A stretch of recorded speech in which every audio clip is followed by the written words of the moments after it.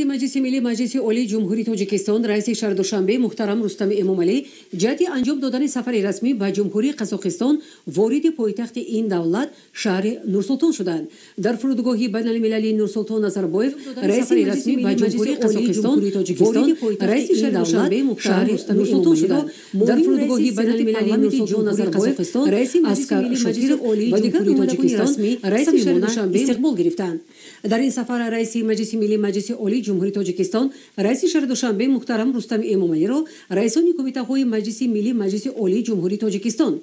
роҳбари дастгоҳи маҷлиси миллии маҷлиси олии ҷумҳурии тоҷикистон ва дигар шахсони расмӣ ҳамроҳӣ мекунанд. 23 сентябр дар доираи сафари расмӣ ба ҷумҳурии Қазоқистон раиси маҷлиси миллии маҷлиси олии ҷумҳурии тоҷикистон раиси шаҳри Душанбе муҳтарам Рустами Эмомалӣ бо нишони эҳтиром ба таъриху тамаддун ва ваҳдату ягонагии мардуми кишвари дӯсти Қазоқистон дар шаҳри Нур-Султон дар назди маҷмӯаи муҳофизони ватан гулчанбар гузошта